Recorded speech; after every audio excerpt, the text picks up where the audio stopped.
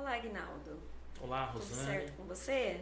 Muito certo, graças a Deus. Maravilha. É muito bom estar aqui com você nessa manhã, como os demais dias. E hoje nós vamos falar um pouquinho sobre avaliação neuropsicológica, Que ótimo. né? Com o Aguinaldo, que é especialista da área, psicólogo, neuropsicólogo aqui na Clínica Carvalho e também o responsável técnico aqui, né, de todo o nosso trabalho com os demais profissionais. Aguinaldo, as queixas que costumam chegar na clínica em relação a problemas escolares, questão de idosos, questão de demência, como que funciona o seu trabalho de avaliação nesses casos que é tão específicos, né? Vamos pensar primeiro, vamos falar da educação e depois a gente vai falar dessa questão das demências, que hoje está tão em alta, as pessoas estão preocupadas, né, as famílias, quando identificar, como tratar. Vamos discorrer sobre isso nessa manhã. Tá bom, boa pergunta. Vamos lá, a avaliação neuropsicológica. Esta avaliação, ela pode ser solicitada, pedida por um familiar, às vezes acontece isso, principalmente de adultos, ou a própria pessoa que às vezes quer saber como está o seu padrão cognitivo e diversas questões. Mas geralmente essa avaliação vem a pedido de algum profissional. Que profissional? Um psicólogo que está atendendo uma criança ou de repente até um adulto e quer saber como está a sua questão cognitiva, a sua motricidade fina, alguma dúvida a qual ele tem no seu padrão emocional deste paciente. Então, esse psicólogo faz o pedido. Uma escola faz o pedido, um neurologista faz o pedido de uma investigação que ele está fazendo daquele paciente, um pediatra, um psiquiatra, enfim, diversos profissionais de saúde fazem esse pedido. Hoje as escolas estão pedindo muito para trazer, para ver aquelas questões que estão ali pertinentes. Por que seria importante isso? Porque de repente um professor, pensando o professor, ou porque de repente um neurologista ele pede? Porque dentro da avaliação neuropsicológica, o profissional, o neuropsicólogo, ele vai ter muitas ferramentas que esse outro profissional não tem e não tem tempo hábil para estar utilizando. Então, por exemplo, ao iniciar uma avaliação neuropsicológica, se faz uma anamnese, que praticamente todos os profissionais terminam fazendo. Mas essa anamnese com o neuropsicólogo, ela tem uma base muito importante, porque ela vai buscar coisas dessa gestação, do primeiro ano de vida, perceber como que é a vivência e a convivência nesta casa, nesta família ou na instituição, porque às vezes vem crianças que estão em alguma instituição, em algum abrigo. A partir já dessa anamnese que faz se for no caso de criança, faz sem o paciente, o neuropsicólogo já começa a fazer alguns tipos de observações de como que é a fala daquele adulto que acompanha a criança, qual o nível de ansiedade presente, possível nível de ansiedade presente na relação. Descobrir como que é mais ou menos o arranjo familiar e como esse arranjo familiar poderá influenciar várias situações do teste, por exemplo, pais separados, pais que estão separando, crianças que são cuidadas por avós, por tios, crianças que estão institucionalizadas ou e às vezes não está só numa instituição, por algum motivo ela transitou por diversas instituições. Um adulto que devido à sua condição principalmente um idoso, talvez a família já começa a tratá-lo não mais como um adulto, começa a fazer um processo de infantilização desse idoso. Então, todos esses aspectos, já na primeira sessão, o neuropsicólogo ele está muito atento. A avaliação neuropsicológica, ela é muito importante, esta visão da anamnese, que a partir da anamnese é que se vai construir todo o processo de avaliação. Então, não é apenas uma coleta de perguntas. Por exemplo, como foi a gravidez? Teve uso de remédio? Foi uma gravidez agitada? Não foi? Como foi o primeiro ano de desenvolvimento? Andou? Ficou com o pescoço durinho? Gatinhou primeiro? Andou direto? Como que é o sono? Tem algum tique? Tem algum familiar com algum tipo de síndrome? Então, todas essas perguntas, elas não estão somente alinhadas para saber a pergunta em si. Então, qual o nível de profundidade que as pessoas conhecem um ao outro naquela família? Não é? Qual o tipo de normalidade ou anormalidade de certas situações? Por exemplo, o uso de certas substâncias, bebida na gravidez, tabaco na gravidez. Então, todas essas questões são olhadas e muitas outras questões. Que profissional essa pessoa, esse paciente está passando, está sendo atendido? Então, são diversas questões que nesse primeiro encontro a gente vai estar olhando. E a importância pela resposta que eu já te dei, de tantas variáveis que são vistas neste primeiro encontro, e terá muitos outros encontros, é porque isso traz uma riqueza de conhecimento, de detalhes, porque a avaliação, ela não fica um fim em si mesma, depois ela vai servir de base para o neuro no tratamento, para o psiquiatra, se essa pessoa está indo no tratamento, para o professor na sala de aula, para o manejo da família e talvez até para o psicólogo que estiver fazendo orientação parental para essa família, para, de repente, até o caso de um adulto, a pessoa, uma vez tive um paciente, falou: nossa, eu sou inteligente! Eu falei, né? Por que ela falou isso? Eu quero dizer que a inteligência é um padrão que a gente pode descrever de diversas formas. Mas porque esta pessoa, ela sempre teve um processo de diminuição da sua potência. E quando ela viu o resultado dela, ela ficou espantosa porque ela tinha um QI próximo de altas habilidades. E já era uma idosa. E na família, com várias pessoas com problemas de demência. Então, ela começou a olhar para ela com empoderamento, entender várias coisas e até entender que ela teve um processo na vida de cerceamento. E a hora que eu fiz a devolutiva, eu falei para ela: eleva isso para o seu terapeuta, para você trabalhar a ressignificação disso. Então, o laudo neuropsicológico de tudo isso aí é muito rico. E no caso do meu laudo, ele é extenso. Quem vem fazer a avaliação neuropsicológica comigo já sabe que vai ter um laudo muito extenso. E eu primo por esse laudo extenso porque eu sei que um neurologista vai olhar umas coisas, o professor vai olhar outras coisas. E eu lembro que eu tive 22 anos de professor em sala de aula e eu recebi os laudos dos alunos que eram laudados. E eu não sabia o que fazer, porque ali estava uma linguagem muito técnica relacionado aos profissionais de saúde e muito relacionado à psicologia. E eu queria alguma coisa que eu, ao ler aquele teste, ao ler aquele laudo, melhor dizendo, eu pudesse ajudar aquele aluno. E não tinha muito isso nos laudos a qual eu recebia.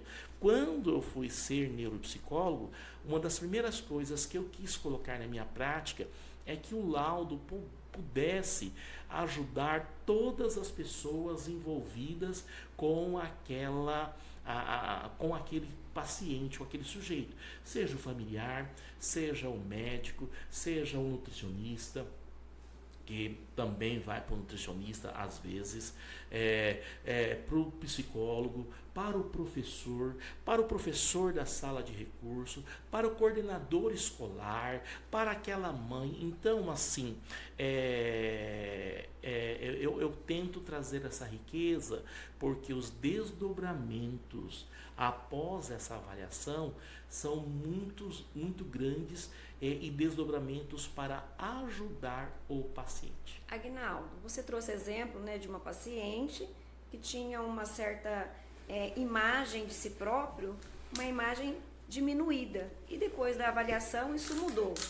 É comum, às vezes, você receber uma queixa de um paciente ou que foi encaminhado para investigação, e quando você começa a fazer a avaliação e você vê muita diferença, discrepância do que foi relatado, da queixa que veio em relação aos achados ali neuropsicológicos? Sim, há muito, acontece caso de ter uma discrepância muito grande. Hoje, com o conhecimento que tem tido através das redes sociais, no caso, melhor dizendo, a internet, e a qual esse podcast se faz presente também nessa linha, que é a disseminação de bons conhecimentos. Então as pessoas muitas vezes têm já um bom conhecimento do que é uma doença, do que é uma síndrome e tudo. Todavia, as pessoas têm o conhecimento, vamos supor, cru, não interpretativo. Então, por exemplo, a pessoa coloca lá no chat GPT ou outra inteligência artificial: Danilo, você que é nosso editor e está aqui, é expert da inteligência artificial, existem muitos tipos de inteligência artificial. O chat GPT talvez é o primeiro, mas existem muitos outros, correto, Danilo? Então, eu não conheço isso aí tudo, mas eu sei que tem gente que é expert nisso aí. E ele coloca. E a hora que essa inteligência artificial vai trazer ali, ela vai trazer o quê? Uma tabela, um texto explicando sintomatologia. Porém, a gente precisa entender uma coisa. Por que as distorções? Porque quando se coloca no chat ou coloca na internet para fazer pesquisa, é a visão que a pessoa tem disso aí. Entendeu? E quando se vem ao profissional, o profissional tem uma visão mais apurada, tem uma visão mais treinada e consegue fazer a interpretação. Voltando à avaliação neuropsicológica, depois nós vamos falar dos testes. Os testes não são um fim em si mesmo. Você vai fazer uma bateria de testes e vai dar um monte de resultado. E muitas vezes os resultados, eles podem ser, no primeiro momento, incongruentes. Então, cabe à capacidade interpretativa do profissional descobrir essas nuances. Então, voltando à pergunta inicial sua, é um caso que aconteceu comigo.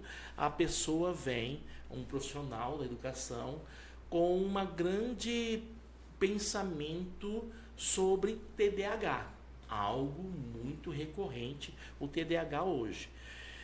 E durante o processo, processo de avaliação, foi uma avaliação que eu demorei bastante, ela veio encaminhada pelo um neurologista para fazer essa investigação, e todo momento ela vem com o TDAH.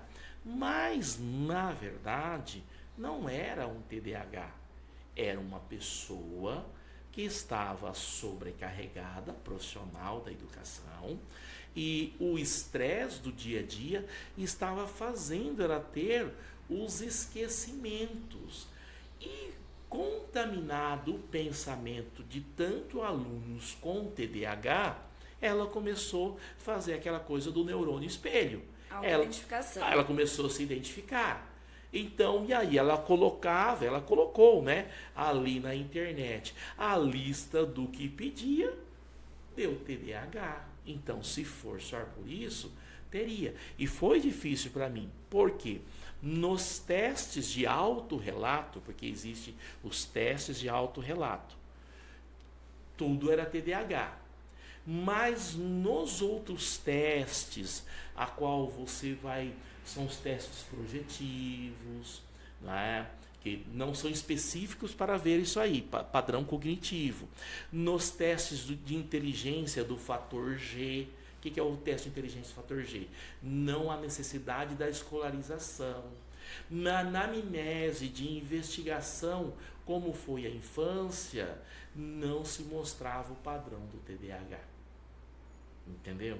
E aí nesse processo, como você está falando, você vai buscar outros testes, outros paradigmas, busca a supervisão, vai fazer leituras e o contato que eu tive com ela, o último, pedi um retorno, um feedback de como teria sido a recepção do neurologista. O neurologista passou para ela um remédio para a ansiedade e algumas orientações para ela mudar o estilo de pensamento, de vida dela, para ser menos estressante. Aguinaldo, e já aconteceu de uma família trazer uma criança com uma queixa e depois, na hora da entrega do laudo, essa família rejeitar esse laudo ou não concordar, discordar ou invalidar aquela avaliação? Sim, já aconteceu e das duas maneiras. Aconteceu da pessoa não aceitar, porque deu um CID, um diagnóstico, então não concordo com isso, não aceito, que é algo assim que, principalmente nas famílias, o processo de negação, a qual a psicanálise fala muito, entendemos isso, e também a frustração. Nossa, mas ele tinha que ter isso. Tá? E até porque nós vemos, por exemplo, existe alguns benefícios para a pessoa que tem TEA. Não é? E já aconteceu de a pessoa vem e ela gostaria que tivesse tido aquele documento comprobatório que tem o TEA. E aí não se mostrou, porque a criança tem um brincar funcional, porque a criança não demonstrou nenhuma situação de dificuldade social, porque a hora que nós vamos ver a criança não demonstrou dificuldades sensoriais, a hora que nós vamos pedir os relatórios para os locais, não vimos nada disso. E aí há talvez uma frustração, porque talvez alguns benefícios, talvez algum enquadre, talvez diversas situações. Então, ocorre sim, tá? Que é a última etapa, que é muito importante, a entrevista devolutiva. Nas avaliações neuropsicológicas, geralmente as pessoas querem saber quanto que deu o QI, está abaixo, está acima, né? E tem aí a gente for falar de QI, a gente vai ficar aqui horas falando sobre isso, né? E você tem, assim, algum teste que afere esse QI dessa criança ou desse adulto? Tem diferença, não tem diferença? Como que é isso, Aguinaldo? Como seria essa questão do QI numa avaliação neuropsicológica? Bom, o QI é o quociente de inteligência, tá? Voltando, poderíamos, se pensar no Howard Gardner, falar das inteligências múltiplas, mas os testes cognitivos ele vai mostrar dessa inteligência mais formalizada, a qual nós dependemos muito da escolarização. As escalas Wechsler, David Wechsler começou a fazer a verificação, a psicometria E isso é uma coisa que disseminou muito no mundo, que é a questão do QI. Existem muitas críticas relacionadas a eles, e essa crítica relacionada a ele é porque teve-se momentos em que os testes de QI eram para se classificar. Então, se alguém assistiu um filme, acho que você deve ter assistido, que é a Forrest Gump, o contador de história. E ali conta a história do Forrest. E o Forrest, quando ele era criança, uma criança que tinha problemas de motricidade, que até ali tem uma cena muito emblemática, que os meninos queriam bater nele e pelo medo ele sai correndo e aquela perninha mecânica dele quebra tudo e ele volta a correr e ele se torna até um grande corredor. Mas quando ele vai entrar na escola, a mãe vai levar na escola e a escola exigia, se não me engano, um QI 80. Que um QI 80, ele é uma classificação média inferior. E me parece, eu não lembro o número exato, ele tirou um QI 78. Não é? E aí no filme mostra até uma certa violência que a mãe teve que fazer favores sexuais para o diretor para a criança entrar. Então teve-se um tempo em que usou-se muito o QI como uma questão classificatória. Hoje não se usa. A partir do QI, não é um teste, o número em si, é que você começa a entender como que aquela pessoa ela entende o mundo e interage no mundo. Então, os neuropsicólogos hoje, eles trabalham desta maneira para que a partir daí, vamos pensar numa criança, essa criança ela possa ser atendida de uma maneira diferencial. Então vamos lá, uma criança de um QI 75, ele é limítrofe. Não vai adiantar, por exemplo, na aula de matemática, aquele monte de exercícios repetitivos para ele ficar fazendo o que ele vai conseguir fazer sozinho. Não, ele não tem. Ele precisa de outras coisas. Por quê? Ele tem uma dificuldade. Um QI, ele é formado por diversos índices. E aí, dentro desses índices, talvez a memória operacional, o índice de velocidade de processamento. Então, a hora que você esmiuça tudo, você vai entender o padrão cognitivo dessa pessoa.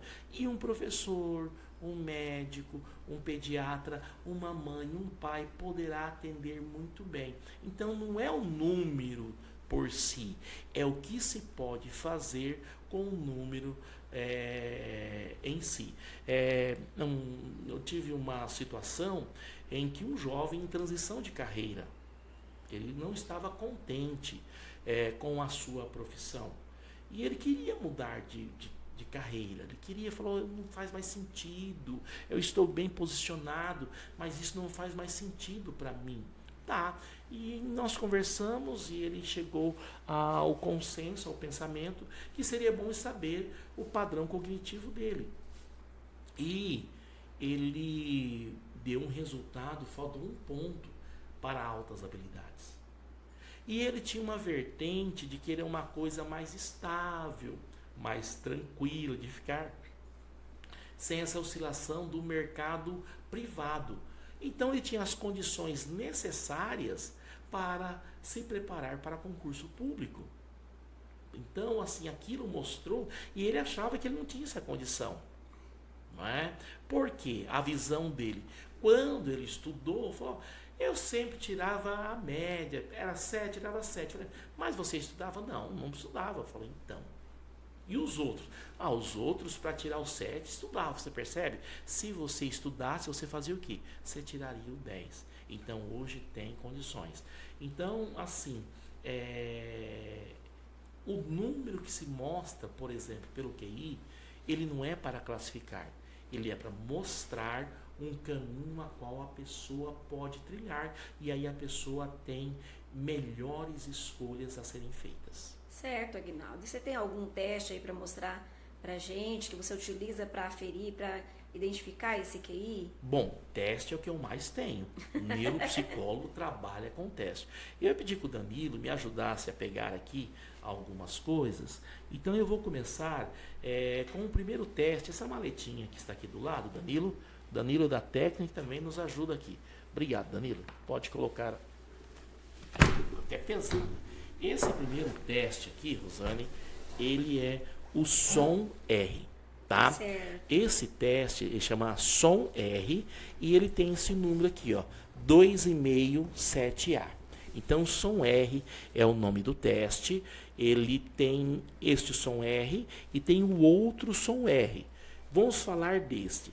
Esse som R, o que significa essa nomenclatura? 2,5 a 7.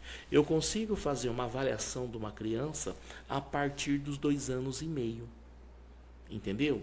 Então, nossa, mas a criança com 2 anos e meio, ela nem foi à escola. Então, isso que é interessante. Não há necessidade dessa aqui se fazer. Uma coisa que é interessante, eu pediria que ao Danilo, se fosse possível, você entrasse no Google, Danilo, e entrasse numa página chamada SATEPSI. SATEPSI. E jogasse aqui na tela, por gentileza. Eu não posso estar mostrando todas as coisas do teste, porque existe uma preservação do sigilo e de tudo mais. Então, só vou mostrar as caixinhas, através desse teste, que tem vários subtestes, não vou estar abrindo, tudo isso aqui é uma questão, um subteste a ser feito, tá? A qual você pode, o neuropsicólogo vai estar verificando o que esta criança tem de QI. E é muito gostoso trabalhar com esse teste, ver as crianças fazendo, e depois você dá uma devolutiva à família, ao profissional. Então, este aqui é um teste que é usado para crianças a partir de 2 anos e meio até 7 anos. Danilo, por gentileza, coloca um site chamado SATEPSI. SATEPSI. Eu queria mostrar esse site. O que acontece? Por exemplo, esse teste aqui, as pessoas às vezes podem se perguntar, mas da onde vem um teste desse? Então, um teste desse, ele precisou ser muito estudado, tá? Acha alguma lupinha aqui em algum lugar que procura e escreve som R. Acho que vai estar ali. Existe um estudo, uma normatização, uma avaliação dos resultados psicométricos. E isso não é para sempre. Então, de tempos em tempos, esse teste ele é reavaliado e vai ver se ele ainda atende às suas... Isso, por enquanto, deixa desse jeito, Danilo. Sobe um pouquinho, por favor. Só um pouquinho aqui. Então, vamos pegar aqui esse AOL. Clica nele, por gentileza. Se você ver aqui na frente, ele vai estar escrito... O que está escrito aqui, Rosane? Favorável. Favorável. O que significa favorável?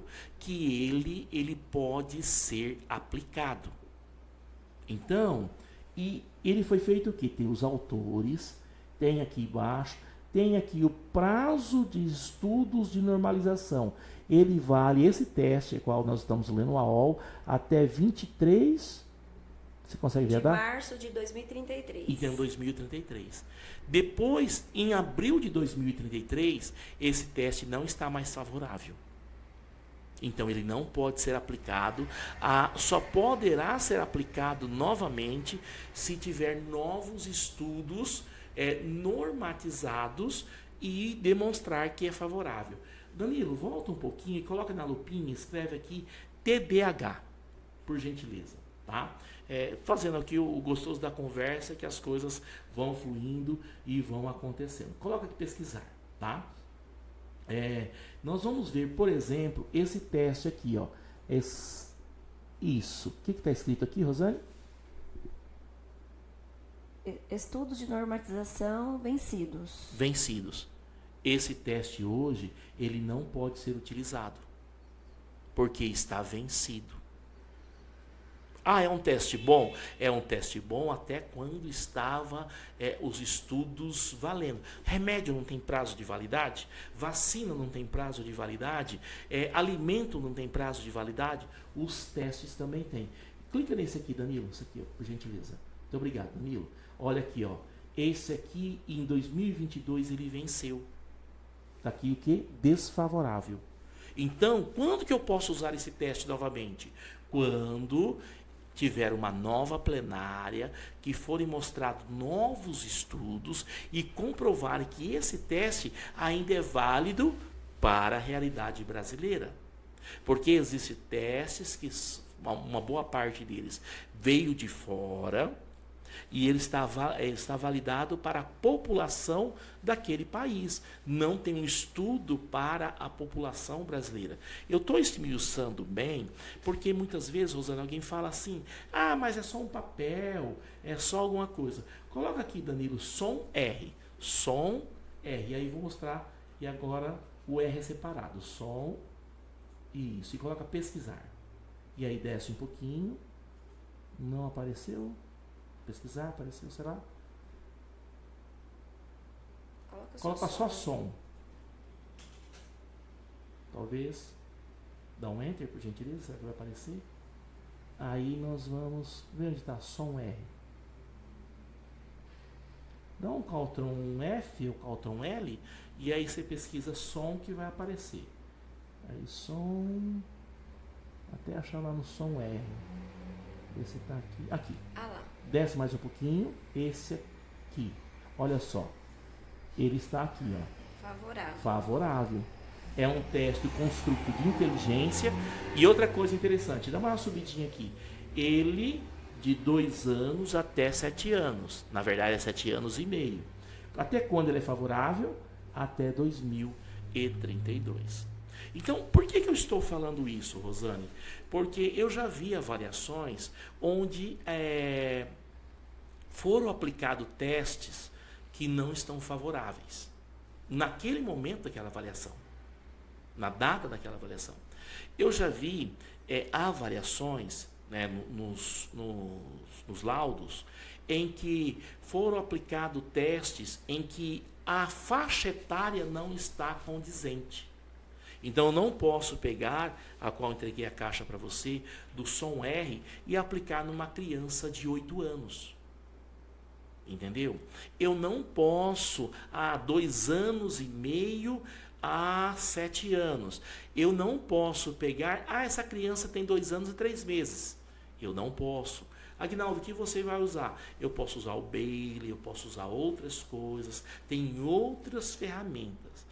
Então, é muito sério o que há por trás desta avaliação neuropsicológica. Mas, continuando aqui com a questão do QI, nós temos o outro que é a coqueluche. Eu pediria que o Danilo me entregasse, por gentileza, Danilo, esse livro, isso, obrigado, e o de baixo também, esses dois.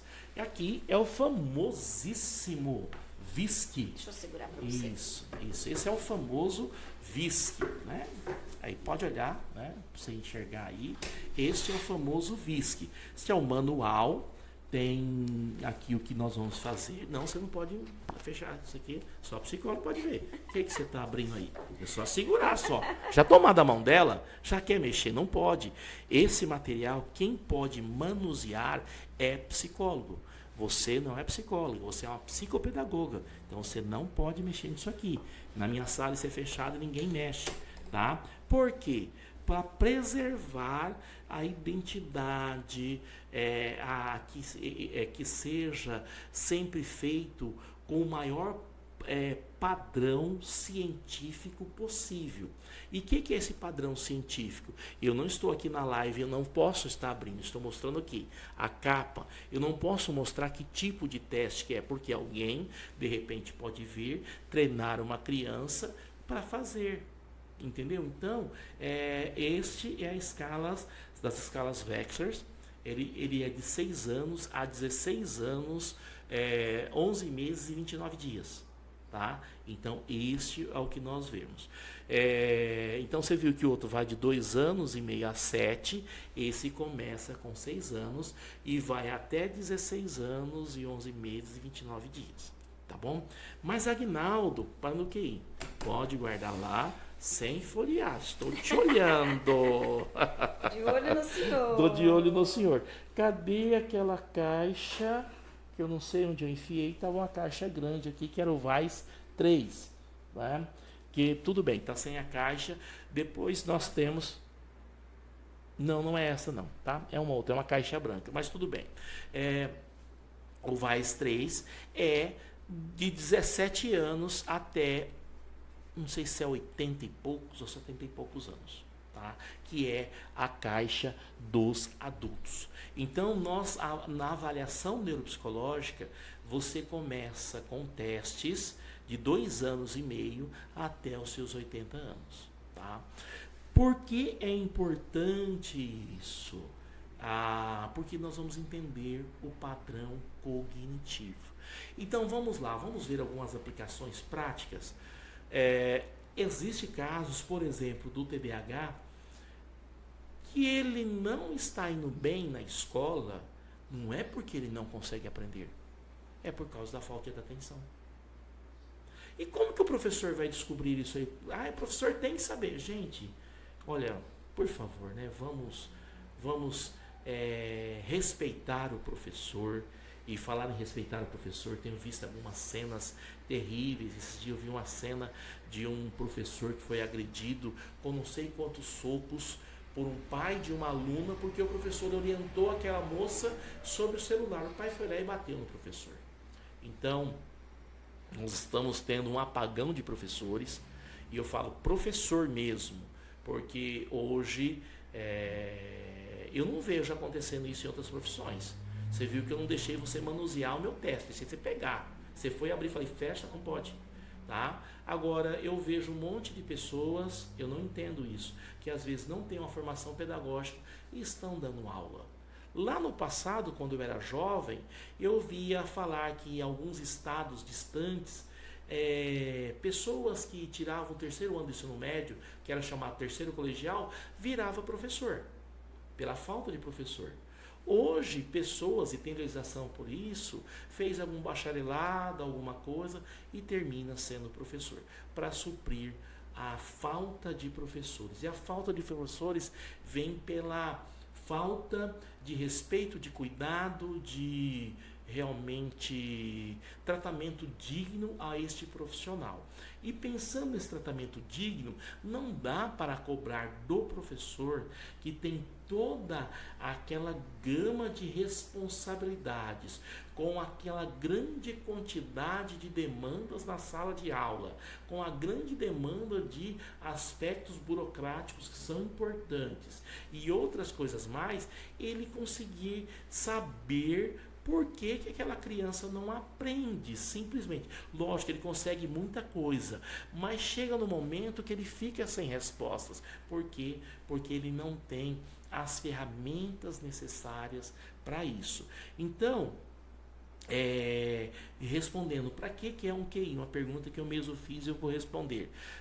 Pode ser utilizada. Então, aquela criança, às vezes, se descobre que tem um TDAH, uma dificuldade de atenção muito grande, uma dificuldade de memória operacional, ou seja, aquela memória do dia a dia é muito grande, mas ela consegue aprender. Ela não está aprendendo porque ela não consegue ter atenção concentrada. Então, ela foi muito bem no teste de QI. Então, o que vai fazer?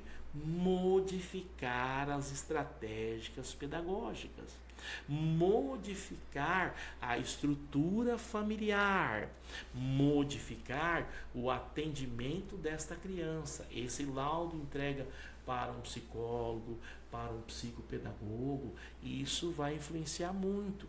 Esse laudo entregue talvez para um neurologista, ele vai conseguir com certeza, com muito mais eficiência, receitar uma possível medicação, o metilfenidato, uma tenta. Então, para isso que serve esse resultado do laudo. A partir daí, consegue tomar decisões muito mais assertivas. Isso faz muito sentido, né, Aguinaldo? Porque sem atenção não se tem memória. E se o professor, o psicopedagogo, ele tem essa informação, ele vai entender que uma estratégia eficaz seria trabalhar as aprendizagens através dos sentidos. Uma forma dele levar para essa memória, melhorar essa memória dessa criança que está com essa dificuldade, né? Sim, tá? São ferramentas. Eu penso assim, vamos construir uma casa. Há várias maneiras de construir uma casa. Não sou pedreiro nem engenheiro. Mas, olhando como os construtores constroem, aquele pedreiro, aquele mestre de obras que tem mais ferramentas, o trabalho sai mais eficiente, com menos problemas. Então, se você vai lá aquele construtor que ainda está com as ferramentas que foram eficientes, mas no passado. Então, ele não tem uma serra, ele tem apenas um serrote. Ele não tem uma furadeira, ele tem apenas um arco de pua. Ele não tem, por exemplo, uma betoneira. Ela tem apenas uma caixa de bater a massa com enxada. Entendeu? Ele tem apenas um nível e um prumo. Ele não tem um nível eletrônico daqueles que mostram assim com laser.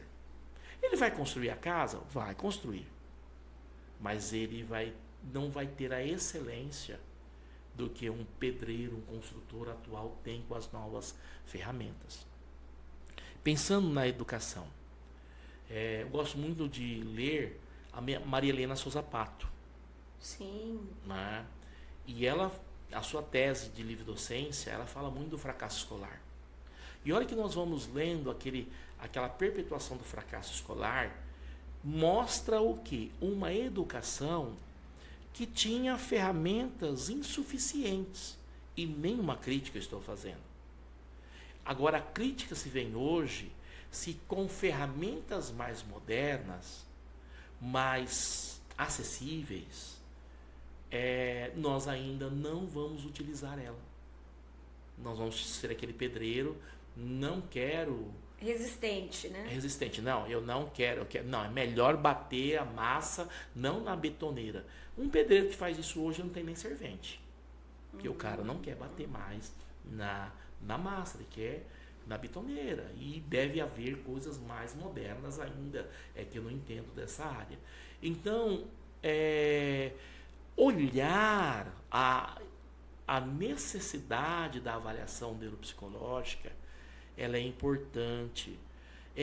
Algumas secretarias de educação municipais, ela tem contratado neuropsicólogos para ficar ali de plantão, vendo as situações dos alunos, acolhendo as dificuldades dos professores e a partir de então fazendo avaliações, não para classificar, mas para enxergar professor, este aluno tem isso.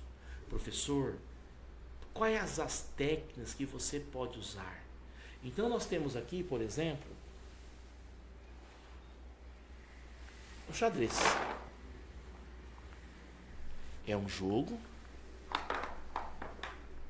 que pode trabalhar muito a questão da atenção, muito as funções visoespaciais, muito a memória operacional. Mas para quem eu vou entregar o jogo? De que maneira eu vou entregar esse jogo? Qual a intencionalidade?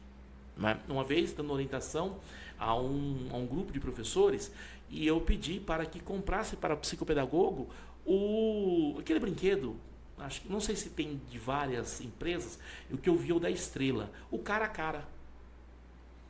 E eu orientei. Quando eu voltei, eu vi que não foi muito efetivo, porque não foi um brincar com intencionalidade. Em outro momento, em outra situação, eu vi um aluno que estava no 8º ano com deficiência intelectual e com muita rejeição da família e não aceitaram o conteúdo. E apaixonado por esporte e por cavalo. Falei, gente, vamos comprar um jogo de uma mesinha de futebol de botão.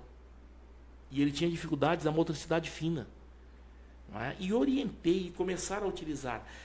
O olhar daquele menino para a escola foi diferente. Quem passar e olhar e falar assim, a escola matando tempo, jogando futebol de botão. E onde eu tirei essa informação? Da cartola? Não, porque eu não sou mágico, tá?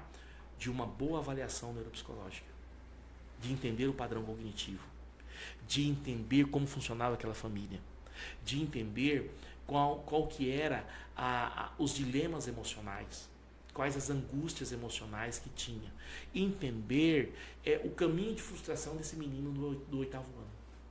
E usando essa estratégia, Aguinaldo, nós conseguimos, né, evitar aquela produção do fracasso escolar que a Maria Helena Souza Pato traz, que é a construção do processo dentro da escola, do fracasso escolar, ela decorre disso, de deixando a criança ali e não buscar outras estratégias de acordo com aquele perfil, né? E aí a avaliação neuropsicológica, que pelo que você está me trazendo, ela traz todo esse suporte para a gente compreender e poder intervir, né? Traz, se você pegar o laudo, colocar na sua caderneta ou no consultório, seja ele médico ou seja consultório de psicologia, o profissional esmiuçar. Se ficar apenas um papel numa gaveta, não serviu para nada. Vai ser só mais um papel. Só mais um papel.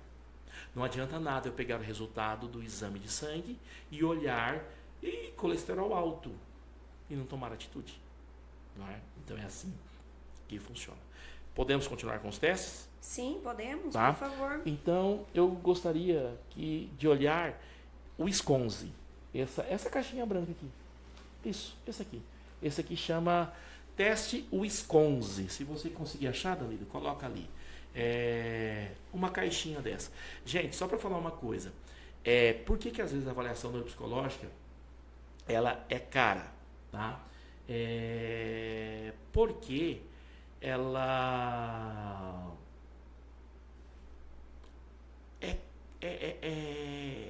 custa muito. Ela custa muito. Só isso aqui, o teste SCONSE, que é uma caixinha que tem 128 cartas, é mais de R$1.000.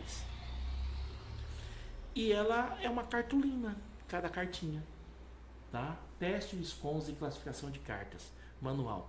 Aí, Rosane, você tá ali atendendo a criança, dá uma dor no coração do neuropsicólogo, ele tem dificuldade de motricidade. Aí dá uma dobrada assim naquela carta. E eu tenho que ficar quietinho, deixa ele fazer o teste. Respira fundo. E se ele estragou uma cartinha, aí eu tenho que fazer o quê? Descartar tudo e comprar um novo teste. Tá? Então, por isso que as pessoas falam, nossa, é caro, eu entendo, mas é muito caro para você manter. Por exemplo, só para você ter uma noção, um teste SOM-R é quase 4.000, um VISC está acima de 3.000, um WAIS, que é o VISC para adultos, está em torno de 3.000 também. Então, são testes caros. E eu primo para comprar os melhores testes, os testes padrão ouro. E não há, para ser neuropsicólogo, não adianta apenas fazer a formação.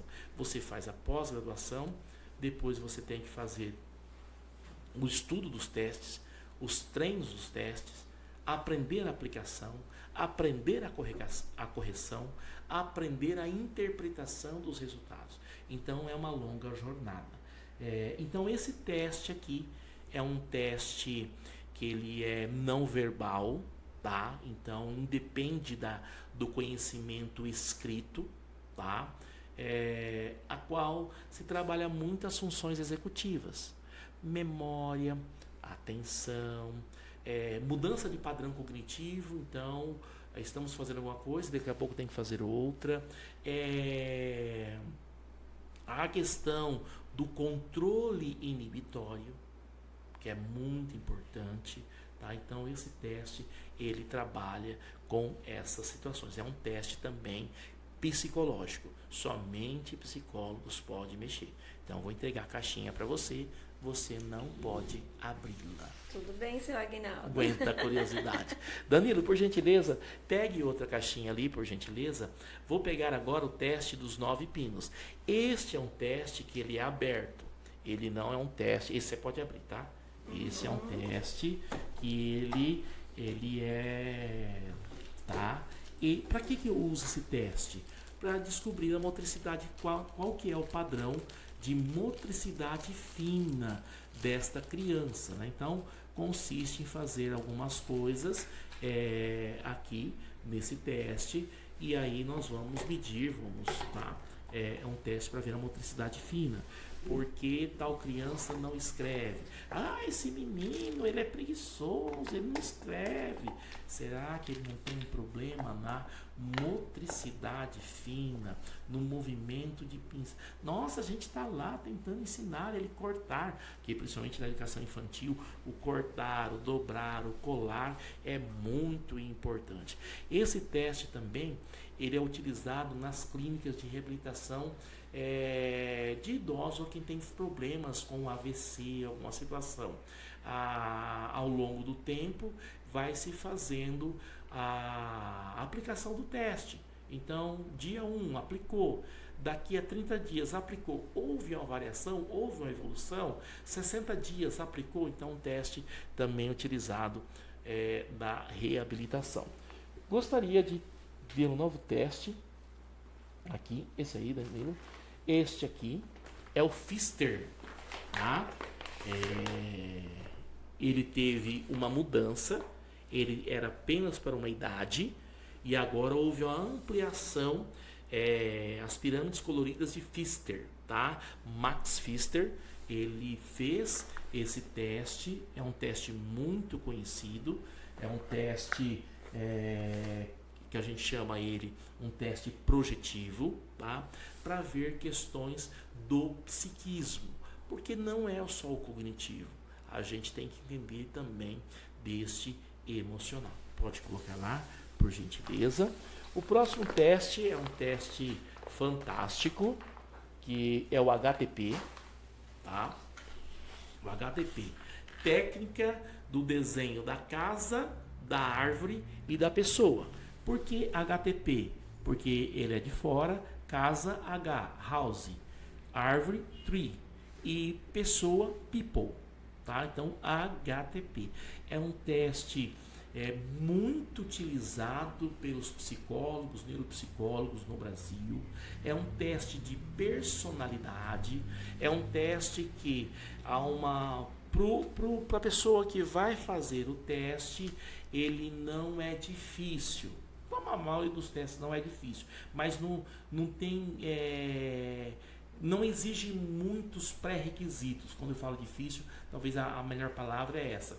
Não há exigência de tantos pré-requisitos, mas há uma necessidade para interpretar esse teste muito grande, da capacidade técnica de ver o que foi demonstrado aqui. Então você está percebendo que eu tenho mostrado aqui o teste do QI, teste que vê a motricidade, ou seja, como que é o movimento, a velocidade, o encaixe disso aí, teste para ver o emocional, né? Porque e tudo baseado, não é tirado da minha ideia, tá? Então tem um estudo muito forte do teste anterior, acho que um ou dois anterior, do Max Pfister, sobre cores e emoções. Então não é uma coisa que eu tirei, é uma coisa validada, estudada. Você vai lá no SATEPSE tá validado, houve uma nova avaliação e houve uma ampliação da idade, era só para crianças, aí agora tem uma validação, não tinha o Pfister, ele não tinha aplicação online, ele tem. Né? Então, uma outra coisa interessante falar, que tem testes que eles podem ser aplicados de maneira online. Todos os testes, Ignaldo? Não. Os testes que foram testados e tem ali o modo de aplicação online. Então eu não posso pegar esse teste aqui e pedir para outra pessoa fazer de maneira online. Ah, Ignaldo, mas dá certo. Não dá certo porque não tem estudos sobre isso.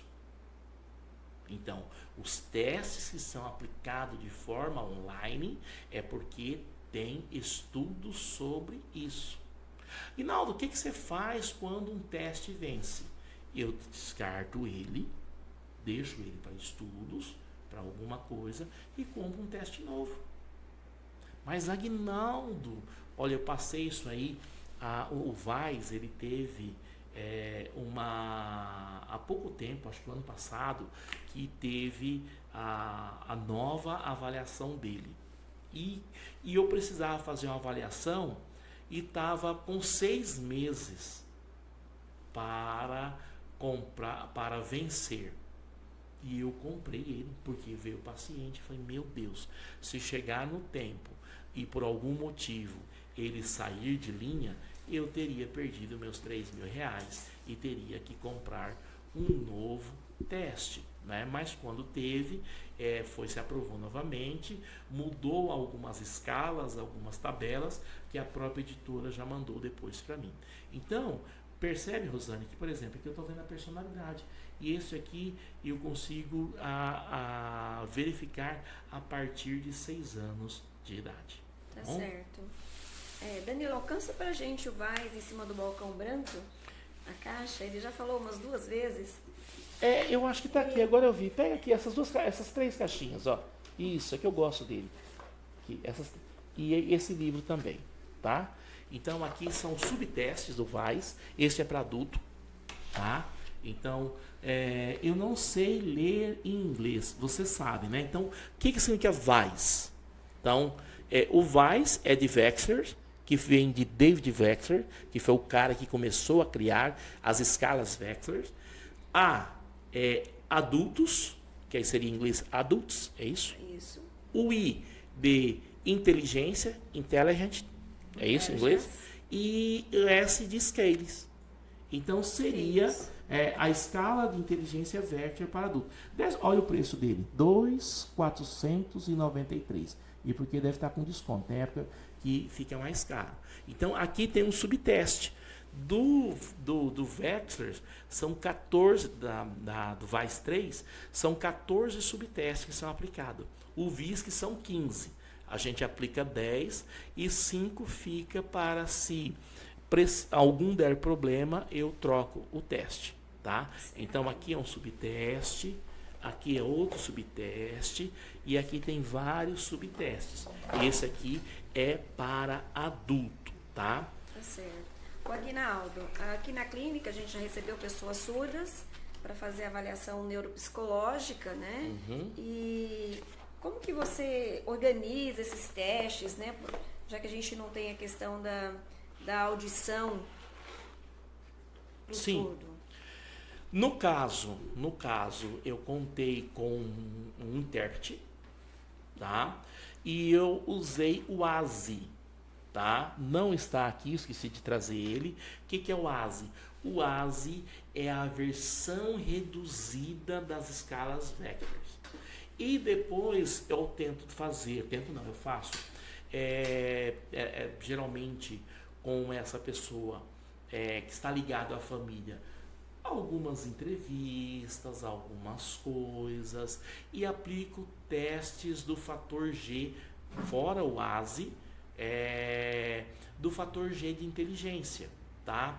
Por exemplo, o G38, o R1, e testes projetivos. Tá? Então, no caso dos surdos, que eu fiz a avaliação, eu consegui fazer isso, porque ainda eu não tenho um teste validado totalmente para isso.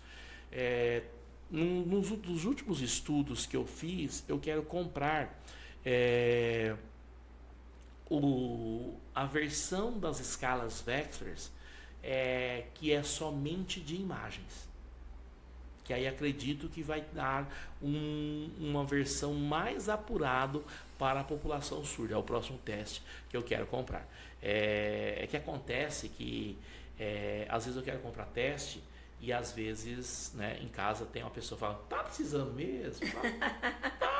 Faz parte. Faz parte. Então, assim, porque são investimentos altos e a gente precisa ter, assim, um cuidado também para... Mas você sabe que para o surdo tem uma exceção sempre, né? Sim, sempre tem. Mas a gente, não só para eles, né, mas crianças ou adultos com certas dificuldades, então você amplia a maneira de estar avaliando. Tá bom? Tá certo, Aguinaldo. Tem mais algum teste aí para você? Nossa, tem muito teste, né? Esse aqui eu comprei, é o IDAD. Esse eu comprei há pouco tempo. O nosso técnico ali, ele tá perdido ali, ele vai para lá, vem para cá, ele tá sambando para lá e para cá, né, Danilo? Aqui, este é o IDAD, tá? Um nome bem interessante, IDAD. Ele, olha só, eu até vou ver aqui, ele começa com 4 meses, deixa eu ver se é isso, com 4 meses, para não falar besteira, tá? E vai até 72 meses, tá? Então, deixa eu ver se dá para ver alguma coisa aqui. Tá novinho, apliquei ele em apenas um paciente por enquanto. Deixa eu ver, é isso mesmo? De 4 meses, tá lacradinho aqui.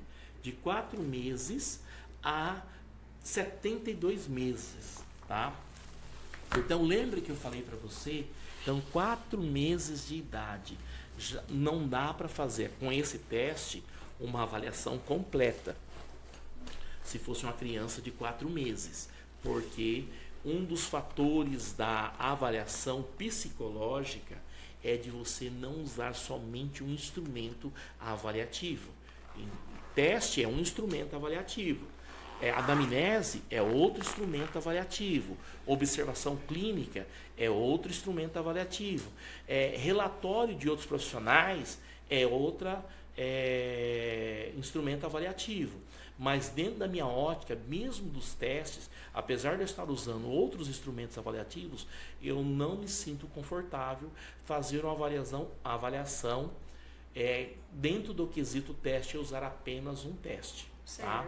Mas eu utilizo isso aqui juntamente com aquela faixa etária dos 2 anos até os 7 anos, que eu usei o som R, eu uso esse aqui. Para quê? Para ver um inventário, né, do processo de desenvolvimento da criança. Então, vou estar vendo aspectos cognitivos, aspecto social, aspecto de comportamento adaptativo, aspectos da linguagem. Então, são várias coisas que num teste como esse eu posso ver. Só para você ter uma ideia, né, de quando a gente vai ver um teste, cada teste ele produz, tá, um teste, ele produz um manual a qual a gente estuda. Um manualzinho desse aqui, só bagatela de informações. Então, um teste como esse, por isso que ele é caro, porque para financiar um estudo como este é importante. E assim, eu faço um apelo, né, que as pessoas usem os bons testes, para cada dia mais ter pessoas estudando e produzir mais bons testes para que o trabalho psicológico seja cada dia mais fundamentado, mais importante, mais robusto em sua aplicação, tá bom? Certo. Esse aqui eu uso muito. Esse não é restrito, tá? É o SRS-2, tá? Ele é um instrumento a qual, por exemplo, quando você vai ver, vai comprar um teste, quando é restrito, aqui, Danilo, na parte, que é uma loja que vende os testes psicológicos, vai estar restrito. E aí, quando a pessoa vai comprar, por exemplo, o meu CRP é 06142740. Eu tenho que enviar o meu número do CRP para o cadastro. Eles vão ver se eu estou ativo, se eu não estou respondendo nenhuma falta, estou com meu CRP suspenso por alguma questão, e aí eu sou autorizado a comprar. Tá? E, por exemplo, por que eu falei para você não mexe? Porque quando eu comprei o VISC, eu comprei qualquer outro teste, meu CRP está lá cadastrado como responsável por aquilo.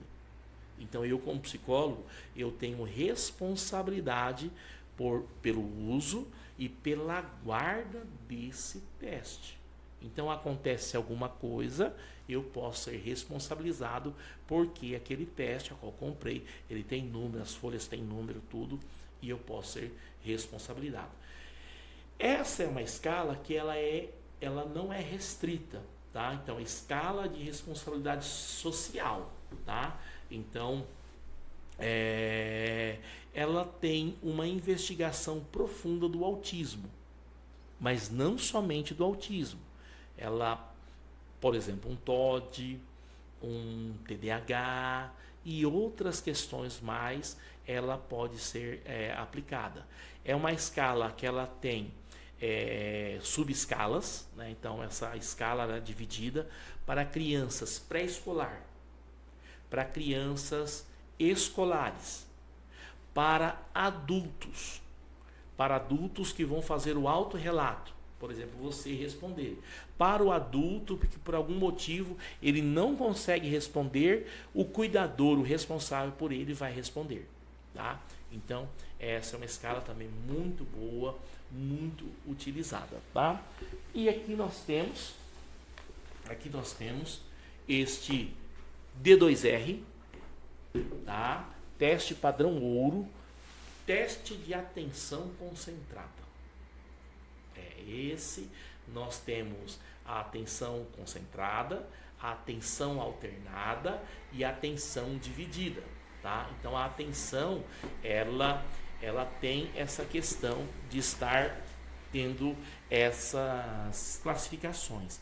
Este é um teste de atenção concentrada. O que a gente pode ver nesse teste? Muitas coisas. Dentre elas, se tem uma dificuldade para o TDAH. Então, ele a partir dos 6 anos e vai até a idade adulta. É um teste que originou na Alemanha, está validado para a população brasileira, tem os estudos aqui, e é um teste muito interessante. Certo, Aguinaldo, eu estou olhando aqui a capa. Sim. E aqui parece bastante letra P, D.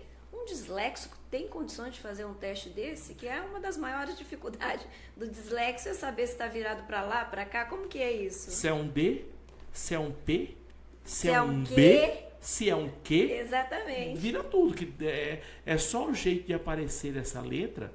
Então, um dos aspectos que a gente olha, a pessoa não conseguiu fazer, tá? Em outros testes eu vou ver, e aqui depois eu até mostrar para você, na observação e no relatório e no que a escola traz, no que a pessoa traz, ver se tem a possibilidade de dislexia. Certo. Tá? Eu vendo essa possibilidade de dislexia, eu vou aplicar o TISE, que é o teste de identificação de sinais da dislexia. É um teste da editora Vetor, tá? Eu uso o teste da Rograph, da Vetor, da Pearson, da Casa do Psicólogo. São várias editoras que produzem ou traduzem os testes. E o TISE é um teste, se não me engano, ele foi feito no Brasil, e ele vai verificar essa questão da dislexia ou não. Então, é legal a sua pergunta, porque algumas famílias vêm. Quantas sessões vai ser? Não sei. Não, mas eu preciso saber. Eu falo, mas eu não sei. Por que eu não sei? Exatamente por isso. Apliquei esse. Eu vi que de repente a dificuldade pode estar relacionada à atenção e à dislexia. Eu vou aplicar outro teste. O TISD é interessante que é assim, ó. Os testes, tem teste que se a pessoa for, como diz, ter um score muito positivo, que ela fez bem, ele demora mais. Certo. Tem teste que se a pessoa vai bem, ela demora menos. Dá para entender? Sim. Tem teste que se a pessoa vai mal, ele demora mais para terminar. E tem teste que a pessoa vai mal, assim, o resultado é mais, como diz, o percentil baixo, né? Deficitário, faz rápido. Então, eu não sei qual serão, na totalidade, todos os testes. Eu tenho uma matriz. Eu não sei como que a pessoa vai responder. Eu não sei o tempo, porque tem teste que tem tempo. Esse teste tem tempo. Mas tem teste, não é que a pessoa pode ficar o tempo que ela quiser. Mas não tem uma cronometragem. Esse teste é a cronometragem. A aplicação dele, no total, em termos de aplicação, tirando o treino, não passa de 5 minutos. Bem rápido. Bem rápido. E vê muitas coisas.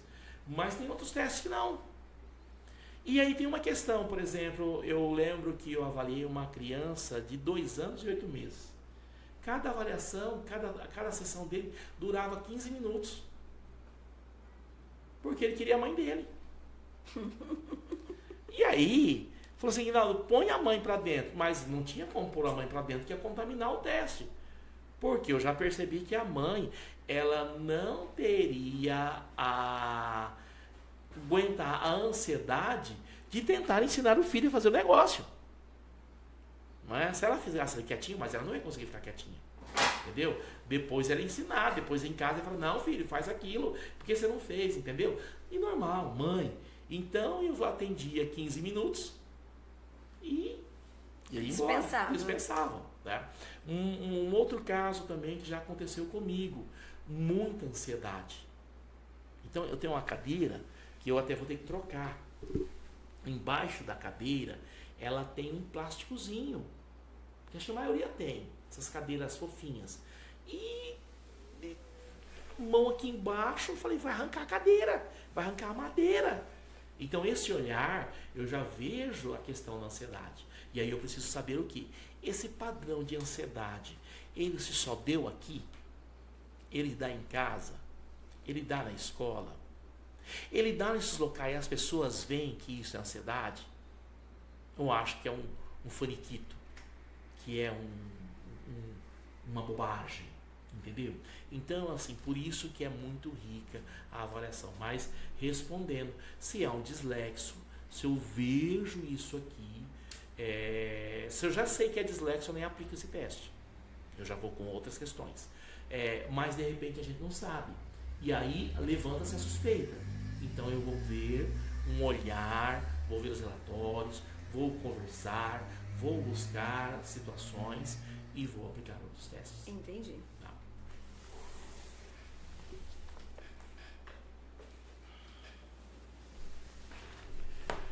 Testes, o FDT, né? 5 Digit Test, teste dos 5 dígitos. Esse teste, que também trabalha com as funções executivas, ele é um teste que trabalha com paradigma Stroop. Paradigma Stroop, ele surge final, se não me engano, no início do século XX ou até no final do século XIX, não lembro agora, quando começa o paradigma Stroop. Você já fez alguma coisa nesse sentido? Tem até o teste Stroop, que ele é livre, que é o seguinte, você lê as cores, tá? Sim. Só que aí dá uma bugada, você vai lendo as cores, aí tem uma hora que tá azul e o escrito em azul. Uhum. Tá o desenho verde e escrito verde. Só que daqui a pouco tá, por exemplo, escrito azul, mas escrito de vermelho. e você tem que ler. Então esse é o paradigma Stroop. E aí A gente usa um joguinho para treinar o processamento auditivo quando está alterado. E é justamente, ele tem que ouvir a palavra, você falar cor, ele tem que procurar a cor. Não o que está escrito. E não o que está escrito. Esse é o paradigma Stroop. Aí ele escuta palavra, ele tem que procurar a palavra e aí acertar a cor, o que está escrito na palavra. Porque é uma mudança na questão do cérebro. Né? E isso é muito importante. Isso é um teste padrão ouro. Tá? E ele é um teste assim que nós conseguimos ver muitas coisas. Então é um teste muito. Porque trabalha com o paradigma Stroop. Tá? Então não posso falar como que é o teste, mas eu posso dizer que é o paradigma e a importância desse paradigma. Então, de repente, eu uso o Wisconsin. De repente, eu uso esse. E de repente, eu uso os dois. Tá? Então, depende de como vai estar andando a avaliação neuropsicológica. Esse é o TISD. Esse aqui é o TISD. Danilo, você podia empurrar um pouquinho para cá isso aqui, que aí fica fácil para eu pegar as coisas aqui. Esse é o TISD, teste para identificação de sinais da dislexia. Então, aqui, só para você ver o manual dele, né? E aí tem várias questões que vão ser feitas nesse teste. É um teste que eu gosto muito, mostra-se muita coisa, tá? Muitas situações. É um teste que ele é aplicado para crianças que estão no primeiro ano do ensino fundamental até o 5º ano do ensino fundamental. É muito interessante mesmo, tá? E é a fase de maior dificuldade, né, para as crianças que estão em alfabetização, que porventura apresentar dislexia, enfrentam uma grande dificuldade. Passando por uma avaliação, já consegue se promover intervenções, diminui o prejuízo emocional. Porque teve um caso que trabalhando e depois tive contato com a criança, né? E aí foi uma coisa que depois, né, a criança, né, foi diagnosticada com dislexia e a criança tinha algumas dificuldades familiares, mas depois tendo contato, e aí vendo, ô tio, eu não sou burro, né? Falei, não, olha, você não é burro, né? Ninguém chamava ele de burro, não é isso. Ele tinha essa ideia dele, né? Ele tinha essa ideia, né? Porque, peraí, realmente não é burro, é por que não aprende? Aquela questão da tentativa e erro, né? Por que está sempre errado? Por que está sempre errado? Por que os outros conseguem e eu não consigo? Como, de fato, não é burro, ele percebeu. Qual que é o problema? Né? Então, é interessante, na verdade, não são as coisas, são o que nós fazemos com as coisas. Ai, é dislexo, vamos rotular. Não, não é rotulagem. Mas para a pessoa, é autoconhecimento. Eu tenho essa dificuldade. Saber como funciona, eu né? funciono assim. Então, que legal. Eu funciono assim. Então, como que vai ser adaptado à minha vida? O que eu tenho que fazer? Então, isso traz... E era uma criança de 3º ano. Entendeu? 3º ano do ensino fundamental. E que estava com severas questões. E aí, a partir daí, encaminhamento para fono, encaminhamento para psicopedagogo, o professor ver algumas coisas, chamar-se a família, aí começou a descobrir que tinha algumas questões familiares que precisavam ser ajustadas, no sentido de outros atendimentos para a genitora e tudo mais. Então, abriu-se a partir de uma avaliação neuropsicológica, começou a abrir diversas situações a qual aquela família pode estar numa situação muito melhor.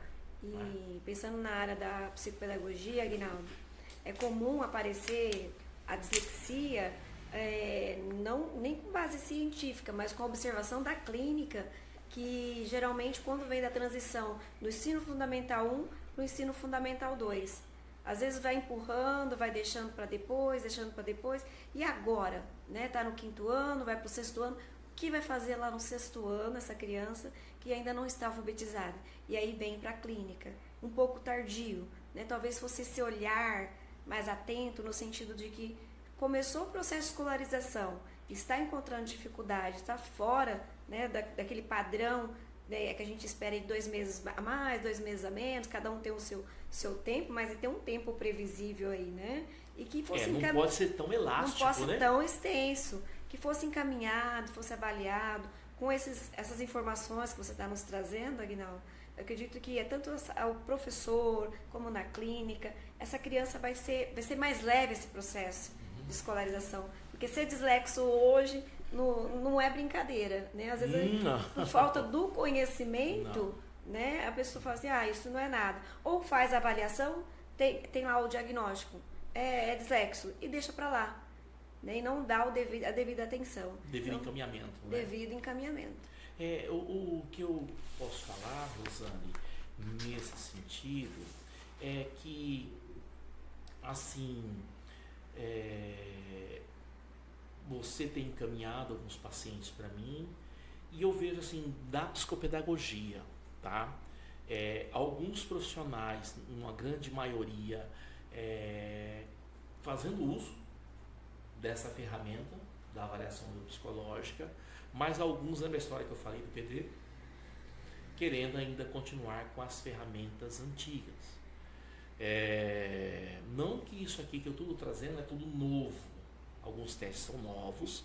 A avaliação neuropsicológica, ela é algo que se faz há muito tempo. E testes que, por exemplo, as escalas Vectors, ela é o Simon Binet que começa as primeiras tentativas psicométricas, depois David Vector. Isso começa na década de 30, 40 do século passado. E ela vai tendo as suas atualizações. Então não é algo novo. Mas é novo esse acesso. Esse acesso é novo. Eu tenho 50 anos e eu lembro que eu fui fazer psicologia com 37 anos. E eu lembro quando eu estava tendo acesso, lá no terceiro ano do ensino médio, àquela revistinha de profissões da Unesp. E eu lembro quando eu olhei psicologia. Eu lembro assim, eu olhei muito. Naquela época eu tinha a vontade de fazer história e o sonho de fazer direito. Vontade é porque era a vontade que dava para fazer. Sonho era porque era o sonho. Era o sonho mesmo, era um sonho impossível. E terminei não fazendo nada porque nenhum dos dois. Mas eu lembro de ter olhado e ter lido, porque eu li a revista de profissões inteira. E eu li psicologia. Eu lembro desse fato da juventude. Mas falei, mas que é isso? Eu nunca vi um psicólogo. Que bicho faz esse? E eu lembro que na foto era um psicólogo trabalhando com psicologia infantil e outro trabalhando com psicologia escolar. E eu falei, não tinha, porque eu não morava em cidade pequena, não tinha acesso, era muito distante. Não é? O que eu quero dizer com isso? Profissionais, psicopedagogos, psicólogo não é obrigado a saber tudo isso aqui. Eu fiz uma formação de neuropsicologia. Psicólogo escolar, peça avaliação neuropsicológica. Entendeu? Peça para saber esse padrão cognitivo. Para você, tipo assim, já fazer o gol. Não ficar testando. Entende? O neuropsicólogo, ele começa a fazer muito isso. Ele pega a mão, ele pega o feeling. É direto curso, é comprando novos testes, é conversando com pessoas, é fazendo supervisão, casos clínicos. Eu estou com um caso clínico, eu já fechei as intervenções, as avaliações, e eu estou há uma semana estudando o desfecho final. E essa semana eu vou chamar a família novamente para fazer novos testes, novas avaliações, porque eu ainda não está claro. Eu quero fazer novas investigações. No meu caso, Aguinaldo, você demora para fechar, ou às vezes fecha rápido, porque precisa deste olhar clínico. Aguinaldo, eu fiz o teste da internet e deu isso. Muita gente fala para mim, sim, mas o teste da internet não tem. Primeiro, não tem esse rigor científico, porque para ter o rigor científico, você pode fazer um teste online, mas com um profissional treinado, habilitado, um psicólogo. Aquele teste, você vai, teste vocacional, teste não sei, tem um monte. Tá? Mas não tem esse rigor. Não tem esse feeling. Não tem esse olhar. E eu falo sempre uma coisa, se por algum motivo não quer ver comigo, de boa, tem um monte de gente boa por aí. Mas faça. A psicologia, e acredito que todas as profissões ela trabalha com isso. Não se fixe na pessoa, se fixe na técnica. Se fixe num profissional que valoriza a técnica, porque é a técnica que ela te dá a condução de um bom processo. Não gostei do Aguinaldo porque ele é muito bonito. Eu também acho. A beleza dele vai atrapalhar a minha concentração. Vá no psicólogo feio. Mas vá no neuropsicólogo. Não vou no Aguinaldo porque ele é muito feio. Você está errado, eu sou bonito. Tá bom? Tá certo. Ô, Aguinaldo, e você está falando da avaliação, da importância. E se eu fiz uma avaliação esse ano? Certo. Né? Aí essa criança fez uma avaliação lá no 2º ano.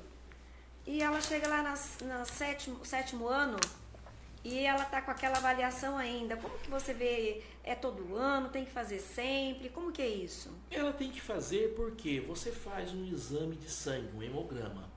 E é esse pro resto da vida? Não. Você faz sei lá, vamos pegar uma coisa assim, deu uma pneumonia, então parece que começa básico, é um raio-x. Uhum. Aí aquele raio-x pro resto da vida? Não. Não é. Não é? Então tem muita questão naquele momento. Exatamente. Ou neste momento. E ver a evolução, Aguinaldo. Mas a pessoa deu DI, deficiência intelectual. Tá, beleza. Tá. Mas eu não vou aplicar só o VISC. Eu aplico tantas outras coisas. Como é que está? Você faz um comparativo. Houve uma melhoria na memória operacional. Até porque se você pega lá, voltando novamente a escala Wechsler, ela é o mesmo teste, mas a correção é uma correção para 6 anos até 6 anos e 4 meses. Certo. 6 anos e 4 meses até 8 meses já é outra correção. 6 anos e 8 meses até 7 anos, seria os 6 anos e 12 meses, é outra correção. Então, a cada 4 meses muda a correção. Então, às vezes assim, no começo, né, eu não tinha ainda esse feeling e eu olhava assim, vai dar isso. Aí eu chegava, não deu. Mas por que não deu? Porque a matriz de correção é outra. Entendeu? Então, o erro ou acerto de 6 anos, esse mesmo erro e acerto para 10 anos, do mesmo teste, a interpretação é totalmente diferente, porque a matriz de correção é outra. Então, assim, vamos lá, você deu o exemplo da criança de 2 anos, aí está lá no 7º ano, tá? No 2º ano, deu no 7º ano. Quantas transformações biológicas aconteceram? Inúmeras. Quantas transformações, vamos voltar lá em Freud, na ideia dos períodos, das fases de desenvolvimento. Provavelmente essa criança ela está lá no período de latência e já querendo ir para outro período, tá? Que vai ter o aflorar da sexualidade. Questão da neurociência. O lobo frontal é o último a ser formado, não é? Quantos sistemas neurais não foram? Questões da motricidade, entendeu? Quanto desenvolvimento motor já não ocorreu? Questões da mudança da visão da fantasia para a questão mais objetiva, não é? A criança lá no 2º ano, que ela vai estar o quê? Com 8 anos, por aí?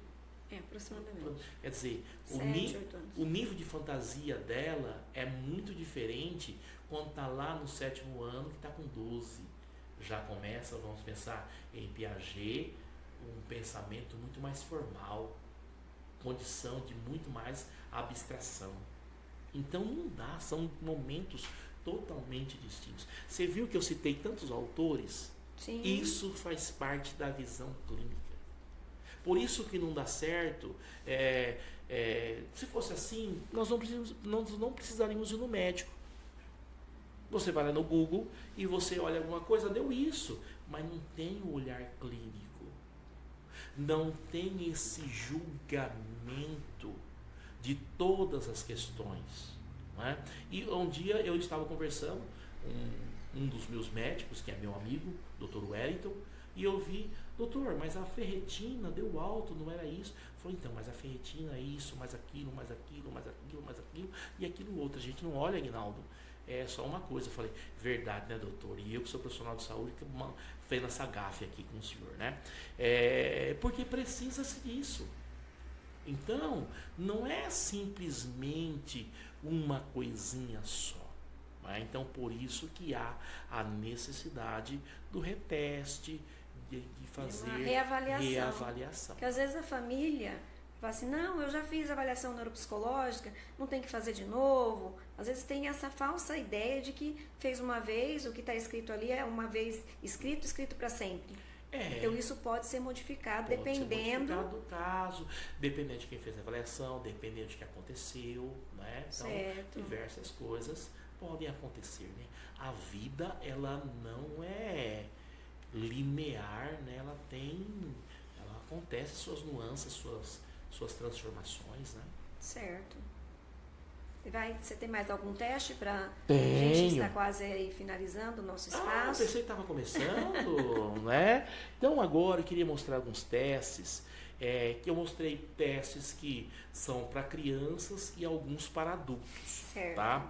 E aí quando eu vou fazer a avaliação neuropsicológica de adultos, eu uso... Domingo, você podia pegar esses 4 aqui, por gentileza? Tá? Por gentileza. São os testes das escalas Beck. Isso. Obrigado, Domingo. Muito obrigado. Tá? E esses testes, né, que é do Aaron Beck, né? São as escalas Beck, né? Então aqui são 4, tá? BSS, BHS, BAI, BDI. O BDI a partir de 13 anos, esses outros a partir dos 18 anos, né? Então, são escalas que eu olho muito a questão comportamental e a questão emocional, tá? Mas aqui tirando esse aqui que é de 13 anos, tá? Que é o último aqui, BDI, os outros é a partir dos 18 anos. Então tem aqui escala BSS. Escala BSS para a questão do suicídio, tá? Então avaliamos isso aí. Escala de desesperança. Então tem a esperança e tem a desesperança. Eu faço um olhar dessas duas situações, do suicídio e da desesperança, tá? Porque penso eu que um problema maior que tem é a falta da esperança, a desesperança, tá? Esse aqui, algo que está gritante hoje, é inventário da ansiedade, tá? Tem vários itens dele aqui para ver uma medição da ansiedade. E o BDI-2, que é o inventário de depressão de Beck. E esse aqui eu posso, da população nova, né? Até 60 anos, tá? Então são inventários, tá bom? E aí a gente trabalha com esses aí. Então, de testes, são esses e tem mais alguns também que a gente vai trabalhar, tá? Tá bom. Fez todos esses testes, aí nós temos um compilado de informações. E o que fazer com essas informações? Aí começa realmente o trabalho artesanal, o trabalho de estudo, o trabalho de vivência, de tempo clínico, de tempo de estudo, para fazer a interpretação desses dados. Interpretando esses dados, a gente chega a um padrão de como essa pessoa ela reconhece o mundo e interage com o mundo. Às vezes, neste padrão, nós vamos entregar talvez um CID, mas isso não é o mais importante. A pessoa não é um CID, a pessoa é um nome, a pessoa é um sujeito, a pessoa é uma existência. E dentro daquela pessoa, daquela existência, às vezes tem um CID que é muito bom para saber, que o CID é a Classificação Internacional de Doenças, né? Eu trabalho muito com o CID e com o DSM-5, né? Que é um catálogo, né? O DSM-5, de uma classificação dos adoecimentos das síndromes psiquiátricas e neurológicas, tá bom? Talvez eu me mandando um nome que eu não guardo muito essas questões tão certinhas dos nomes, tá? Mas o DSM-5 é o manual que a gente usa, o manual estatístico de diagnóstico. Mas o mais importante é o entendimento, é humanizar isso. Para quê? Para que isso funcione de uma maneira que ajude esta pessoa. Dentro desse laudo, vou colocar todas essas informações, tá? Estão lá, de maneiras diferentes, de maneira escrita, de maneira com gráfico, de maneira com infográfico, com tabelas, para que a pessoa, o profissional, possa entender. E é tão interessante, por exemplo, tem um gráfico que eu uso muito no D2R, que ele eu lembro que eu fazia a aula de matemática, eu não sei dizer o nome certo, tá? Eu perguntava, para que eu vou usar aquele gráfico, né? Que é uma linha horizontal e uma linha vertical. Nossa, como que eu uso isso hoje? Né? Então vamos pensar que se forma um quadrado, tá? E aí nós temos 4 quadrantes. E aí é muito bom mostrar que a pessoa, ela parte do lento para o rápido e para o desatento e para o atento. Então, a hora que você tá ali o pontinho, ó, falou, esse é você. Você, o que seria? Uau! A pessoa que é rápida e muito atenta. Mas até hoje eu não achei esse. Uhum. Se existe, tá por aí, não bateu aí. Então, o que acontece? Às vezes a pessoa consegue ser rápida, mas não consegue ter muita atenção. E aí, para ter muita atenção, ela é lerda.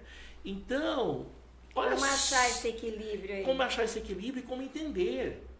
Então, vamos lá, vamos pegar uma pessoa que tem que fazer prova. Né? Nossa filha hoje está fazendo vestibular. É uma prova. Sim. Tá?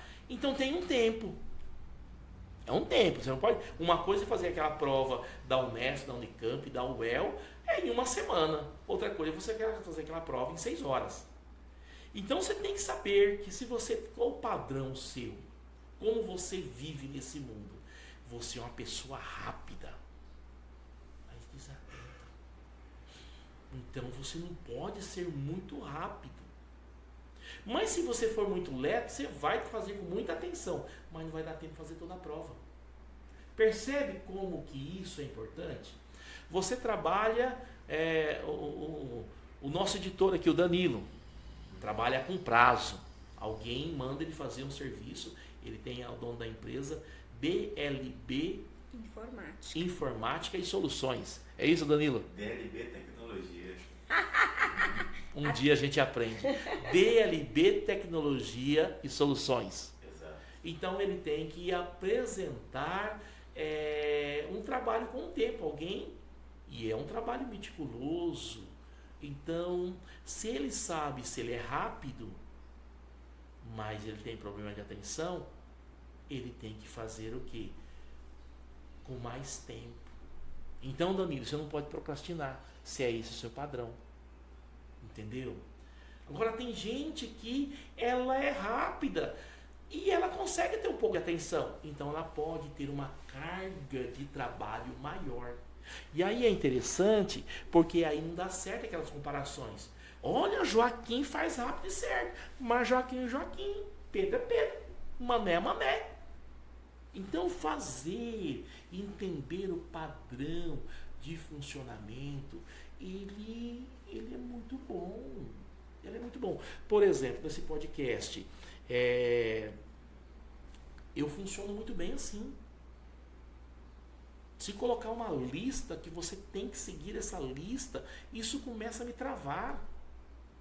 Deixe o pensamento fluir, não é que eu sou desorganizado, mas me pôr nesta caixa, ela me limita. Tira a sua criatividade. Tira a minha criatividade totalmente. Já outros funcionam. Funciona muito bem. Ele tem que saber o começo, meio e fim, e a metade do começo, e a metade do meio, e a metade do fim. E uma programação de como vai começar. Ótimo, ele funciona assim. Então, é isso que nos traz a avaliação neuropsicológica. E é isso que eu vou mostrar no laudo.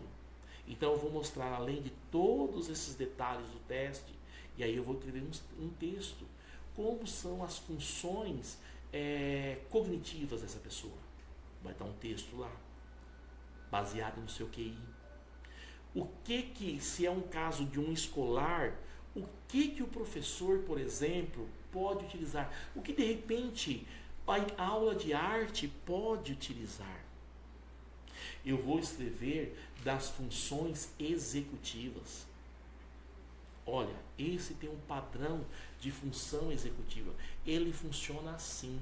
Ele tem essas dificuldades. Ele tem essas facilidades. Porque o teste tal mostrou isso. Ele está com percentil tal. Ele está com percentil 5. O que significa o percentil 5? Que se tivesse 100 pessoas e cada pessoa representasse um número do percentil, representaria que dentro dessa questão ele consegue superar 5 pessoas. Então, se ele consegue superar 5 pessoas, ele está numa situação limítrofe. Ele teria que estar igual pelo menos a 50, 40, 30 pessoas. Não, dentro disso aqui, ele consegue superar 90 pessoas. Nossa, uau! Nesse quesito aqui, ele tem altas habilidades. Entendeu? Então, é nisso. Vou mostrar as funções executivas. Vou mostrar as habilidades das funções visoespaciais. Rinaldo, o que é isso? Por que tem gente que tendo a câmera de ré no carro ainda bate o carro? Entendeu? Uhum. Dificuldade nas funções visoespaciais. Mas como é que treina isso? Nossa, aquele treinamento de montar quebra-cabeça da criança, que tem gente que fala que isso não que é perca de tempo. Aqueles blocos de monta-monta, não é?